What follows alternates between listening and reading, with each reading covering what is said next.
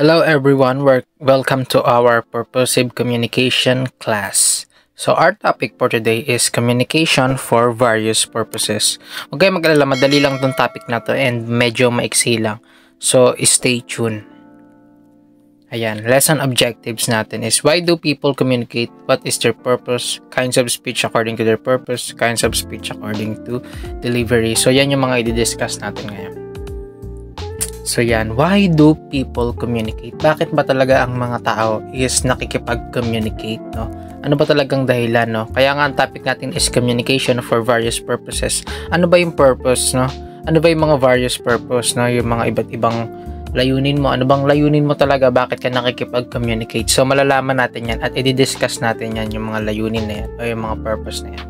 So next tayo. Why do people communicate? Communication is a part of everyone's life. People from walks of life communicate. They do so to express their feelings, opinion, aspirations, dreams, fears, apprehensions, or regrets in life. Humans are creative beings, and they know how to communicate in various and creative ways through verbal, non-verbal, linguistic, or non-linguistic cues. So ito, why do people communicate? Of course, meron tayong purpose, no? Sabi nga dito, to express our feelings and opinions, no? Ano ba yung gusto mong ipahayag sa taong kausap mo? 'Di ba? Parang ganun. Pwedeng opinion, pwedeng malungkot ka, pwedeng masaya ka, no? So pwede ka rin magkwento ng buhay mo, parang ganun, 'di ba? Mga teacher, char. Next tayo. Yan, their purpose. Specifically, people communicate in order to inform, evoke, entertain, argue, and persuade. So, i-discuss natin tong 5 na to, no? Pero sa mga ibang YouTube videos ng communication various purposes, of course, makakakita kayo ng iba-iba dyan. Minsan, 6 pa yan, no? Pero, panoorin nyo pa rin to, no? Syempre, mag-explore din kayo, manood din kayo ng ibang topic, no? Ng ibang materials about dito. So, yun. Yan, to inform, upang ipaalam, yan, ipaalam sa Tagalog. To inform is to impart knowledge, to clarify information, and to secure understanding. Pag sinabing impart, ibig sabihin magbibigay tayo ng kaalaman, impart knowledge, no? So itong ginagawa ko is basically to inform din to, kasi bakit? Nagbibigay ako ng information, nagbibigay ako ng knowledge, no? Parang maintindihan natin o para maintindihan ng mga listeners. So, ganun lang yon. So, actually, isa pang example dyan is napakaganda yung mga kapitbahay mong chismoso. Bakit? Kasi mahilig sila mag-inform. Ang problema lang, tuwing nag-inform sila, madalas, syempre, fake news yung information nila, di ba? So, yung kapitbahay nyo, mag-i-inform dun sa mama, mapupunta sa mama, i-inform siya. O, may ganito, ganyan. So, yan. Example din yan ng to inform, no, na purpose ng mga chismosa. Lagi naman silang to inform, eh. Malalaman pa na, mamaya meron pa ditong dadagdagan natin kung ano pa bang ibang purpose ng mga chismosa, no? So yan, next tayo. To evoke, no, pukawin, no. Kumbaga parang nangano dito, eh, no, gusto mong pukawin ng isang tao sa topic na gusto mong ipahayag sa kanya. So ito, basahin natin. To evoke means to rely on passion and controversy to make a point. Evocative communication centers on controversial topics that typically use emotion to make a point. Evocative communication must show a lot of enthusiasm and concern for the topic and must use personal experience to draw the audience. Using government research, statistics, and data can all help make their topics more believable and more engaging. So ito, papaiksin natin. Evokes means to bring or recall a feeling, memory, or image to conscious mind. So pag sinabi nating evoke, sa madaling salita is magre-recall ka lang dyan, no? Kumbaga, ibabalik mo lang yung feelings nila or yung memory nila about sa isang bagay na yon. So, para kang ngayon mag-represent ng visual dyan para maramdaman nila, no, na mararamdaman nila na ito yun, no? So ano ba yung feeling nito ng parang ganon? So for example, gusto mo magbigay ng gusto mo magpanood sa gusto mo ipaliwanag sa kanila kung anong pakiramdam makagat ng ahas. So ano ba yung way mo para mas maging effective at para mas magets nila lalo. Of course, alam naman natin na masakit makagat ng ahas, pero ano ba yung feeling, di ba? So, ang gagawin mo ngayon para medyo effective is magpe-present ka ng video sa mga listeners mo. No, kung paano ba kumagat yung ahas, anong mangyayari. So, para sa way na yon, parang mafe-feel nila ganun pala makagat ng ahas. So, yun lang yung to evoke. Parang to recall something. Parang ilalagay mo sa memory nila yung isang bagay na yun. No, para tumatak sa isip nila. Ayun, or image to the conscious mind. So, yan. So, next tayo. Ito, to entertain, upang aliwin. No, to entertain is to transmit a feeling of pleasure and goodwill to the audience. The communicator is considered gracious, genial, good-natured, relaxed, and demonstrates to his or her listeners the pleasant job of speaking to them. So, ito madali lang naman to, no? Kahit sino gumagawa na ito to entertain. Ang tanong, pag nasa gitna ka ba ng stage, paano ka ba makakapag-entertain? O kung nasa harapan ka ng maraming tao, di ba? So, kayo, no? Siba, meron, itong example natin, ito, sigurado relate kayo dito. Itong mga boys, di ba, naniligaw, mahilig manligaw mga boys eh. Meron na silang nililigawan, pero meron pa rin silang ini-entertain na iba, di ba? So, parang nakakatawa, no? So, kayo mga boys, no, kung ganon, dapat i-apply nyo yun sa harapan ng maraming tao, no? Lalong-lalo na sa reporting nyo, no? Paano nyo ba sila i-entertain, no? Syempre, depende sa topic yun, di ba? Kung dapat ba mang-entertain ka ng tao. Ganon din naman sa mga girls, wag natin kasali din ng mga girls dito, no? May naniligaw na sa kanila, tapos mang-i-entertain pa rin ng iba. O, di ba? Relate kayo, no? Relate sila. O, di ba? Relate.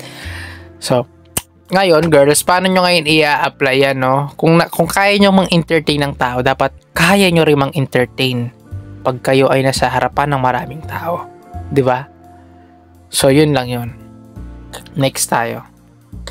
To argue, makipagtalo. Ito.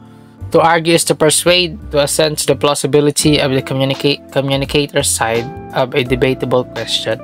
The speaker's purpose is to appeal to the intellect of his or her listeners so that they will be convinced.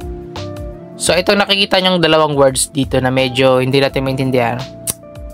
To assent to the plausibility. Ibig sabihin yan, para sumang-ayon o upang sumang-ayon sa pagiging katotohanan ng panig ng isang communicators. So, papaiksihin lang natin ang explanation dito, no? So, sa makipagtalo, madali lang eh. Ibig sabihin yan, para makikipagdebate ka lang, to argue, no? Magpe-present ng topic, and then makikipag-argue ka. Pero bakit sabi dito, to argue is to persuade? Kasi, kapag nakikipagtalo ka, parang hinihikayat mo ngayon yung kalaban mo na parang papanig din sa topic mo, di ba?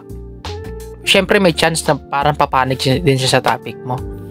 So, di ba? Parang ganon. So, sa audience mo, minsan may magtatanong dyan. So, ngayon, syempre, ikaw yung nagpe-present sa harapan, gusto mo ngayon siyang kalabanin at the same time, mahikayat siya, di ba? Ganun lang yung kasimple. So, next tayo, ayan, to persuade, manghikayat. To persuade is to move the listeners to action. The communicator should demolish the listener's objection and prove the acceptability of his or her argument or position. So, dito, para ka ngayon nanliligaw, no? Gawin nating panliligaw to. Diba? Kung paano maligawan si crush, so parang ganito lang din dito. Paano ba yung mga gagawin mong pambobola sa kanya na medyo solid para, diba? Madala mo talaga siya. So, ganun lang yung kasimple, no? So, itong tinatalakay natin na communication for various purposes. Sa madaling salita is ito, bakit natin pinag-aaralan to is upang may apply natin, no? Pag tayo ay nasa harapan na, lalong-lalo na sa mga college student, no, na nanonood nito, no, o kung meron mang hindi.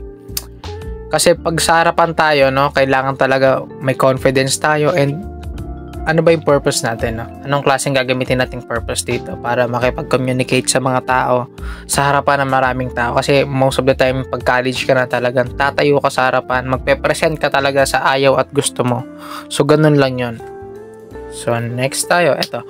Tanungin ko kayo, what is your purpose when communicating? So, yan. Comment down below kung ano ba talaga yung purpose mo. Baka naman ang purpose mo is to flirt, di ba? Para lumande, upang lumande, di ba? Kanino? Kay crush? Oh my God. So, next tayo, no? Bago tayo lumande, no? Isipin muna natin kung tayo ba may confidence na tumayo sa harapan ng maraming tao, no? Dapat landiin muna natin yung mga yan, no? Syempre, in a good way, no? Hindi naman yung landiin na jujuwain mo lahat yan, no? So, next tayo. Yan, kinds of speech according to purpose. Number 1, we have the informative speech, persuasive speech, and last, argumentative speech. So, i-discuss na natin yan. Yan, informative speech. According to Osborne and Osborne, 1988, an informative speech gives rather than asks or takes. The demands on the audience are low as the listeners are asked to attend, to comprehend, to understand, to assimilate, but not to change their beliefs and behaviors. So dito, no, it's more like formal na tayo ngayon. Kasi magbibigay ka na ng speech So dito, mag-i-inform ka lang naman sa mga tao, no. Ano bang gusto mong ibigay sa kanilang information. So ganun lang yan, madali lang yan, no. So yun, huwag natin pabaan yan. Persuasive speech, ito. Again, persuasive, di ba? Manghikayat. Grunbeck, 1994, explains that persuasive speaking is the process of producing oral messages that increase personal commitment, modify beliefs, attitudes, or values. So dito, kung dun sa informative speech, no, ayaw mo silang pakialaman yung kanilang beliefs and behaviors. Ayaw mong baguhin. Pero ito sa persuasive, medyo kailangan mo nang baguhin yung beliefs nila kasi nanghihikayat ka di ba? Nanghihikayat ka. So, medyo iibahin mo ngayon yung mga mindset ng mga listeners, no? It's more like you're manipulating them, di ba? Manipulative ka pala joke lang. So, mahalaga to, no? Kung talagang yung topic na present mo is merong solid evidence. So, yeah. So, ganun lang yung kasi. Argumentative speech. This is a speech that aims to persuade the audience, that audience to assent to the plausibility of the speaker's sides of a debatable question. Ay, nako. So, ito, argumentative speech. Ito na rin yung kanina, no? Dito naman, is, kung makakapanood kayo ng mga presidente, di ba? Pag bago magbotohan, di ba? Meron sila mga debate. So, parang ganito lang din yun, no? So, ang way mo dito, no? Kapag nakikipagdebate ka is, gusto mong mahikayat yung mga audience mo na maniwala sa'yo sa pamamagitan ng pakikipagtalo dun sa kalaban mo, no?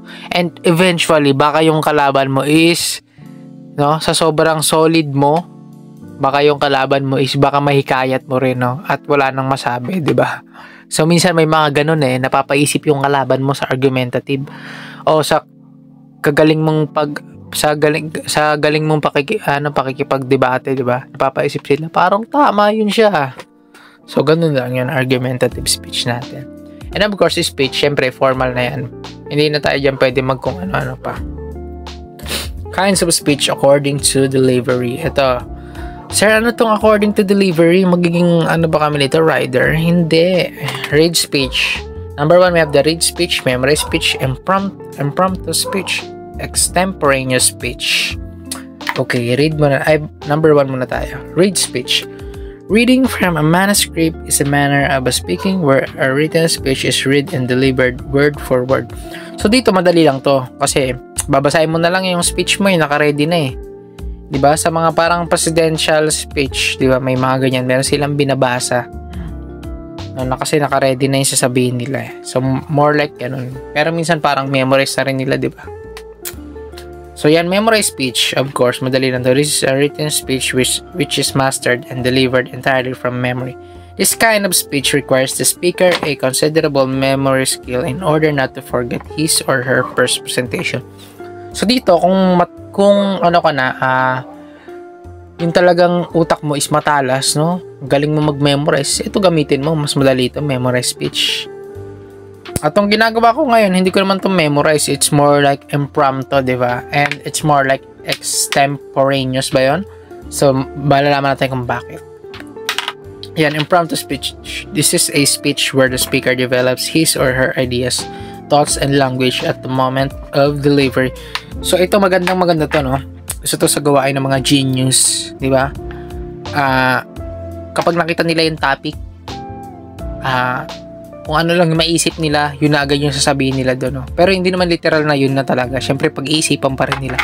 Pero dito, dapat talaga mabilis ang isipan mo.